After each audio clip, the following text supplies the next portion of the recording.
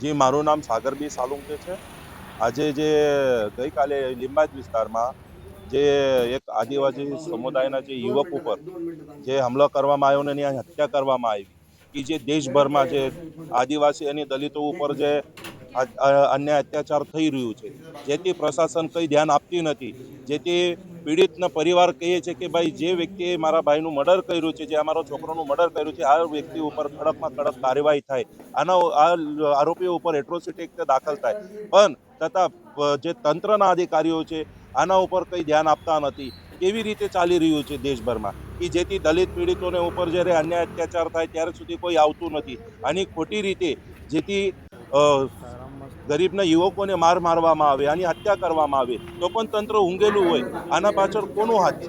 જેથી સરકારના અમે સદર રજૂઆત કરીએ છીએ કે આદિવાસી અને દલિતો ઉપર જે અન્યાય અત્યાચાર થાય છે આનું નિરાકરણ ક્યારે થશે, અમે આની આશ જોઈ રહીએ છીએ. પણ તો પણ અથવા જે જયેશ પટેલ ઉપર જે હત્યા કરવામાં આવ્યું છે, તો અમારે બધાની એક જ માંગણી છે કે જે હત્યા કરનાર છે, જેથી આને ખબર પડે છે કે આ એક બુટલીગર છે, આનો મોટો દારૂનો અડ્ડો છે, તો પણ અથવા આ લોકોની તાકાત કઈ રીતે મળે છે. તો આવા નાલાયકો ઉપર એટ્રોસિટી એક્ટ દાખલ થાય અને આના ઉપર કડકથી કડક પગલાં ભરવામાં આવે, આવી અમને સરકારથી અને પોલીસ તંત્રથી માગણી છે.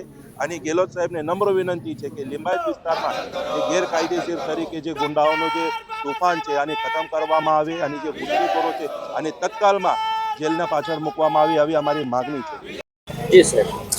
ગતરોજ લિંબાયત પોલીસ સ્ટેશન વિસ્તારમાં આશાપુરી સોસાયટી ખાતે એક મર્ડરનો બનાવ બનેલો હતો, જે અનુસંધાને આરોપીઓને સાથે રાખી અને સદર ગુનાવાળી જગ્યાએ તે લોકોને રિકન્સ્ટ્રક્શન પંચનામા માટે લાવેલ હતા અને આરોપીઓ કઈ રીતે મર્ડર કરેલું હતું અને એમની તમામ મૂવમેન્ટ અને કઈ બાજુ ભાગેલા હતા તે અનુસંધાને સદર જગ્યાએ આરોપીઓને લાવીને રિકન્સ્ટ્રક્શન પંચનામું કરવામાં આવેલું છે. તો મરણ જનાર પણ ગુનેગાર હતા, જેના ઉપર જયેશભાઈ રમેશભાઈ પટેલ છે, જેઓ પણ અગાઉ તેના વિરુદ્ધ પણ ગુજસીટોક દાખલ થયેલી છે અને સદર આરોપીઓ વિરુદ્ધ પણ અવારનવાર નાના મોટા 12 થી 14 જેટલા ગુનાઓ દાખલ થયેલ છે. સદર આરોપીઓ તેમજ મરણ જનાર જયેશભાઈ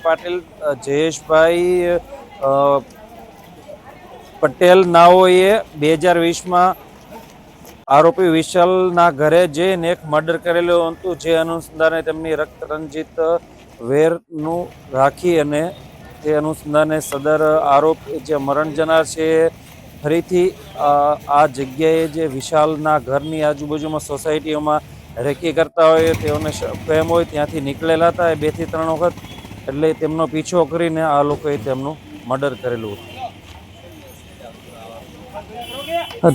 કોઈ પણ ચમરબંધી હોય, મહેરબાન પોલીસ કમિશનર શ્રી તેમજ મહેરબાન ગૃહ રાજ્યમંત્રી શ્રીની સૂચના મુજબ કાયદામાં રહેશો તો ફાયદામાં રહેશો, બાકી કોઈ પણ ચમરબંધી હોય કોઈને પણ છોડવામાં નહીં આવે.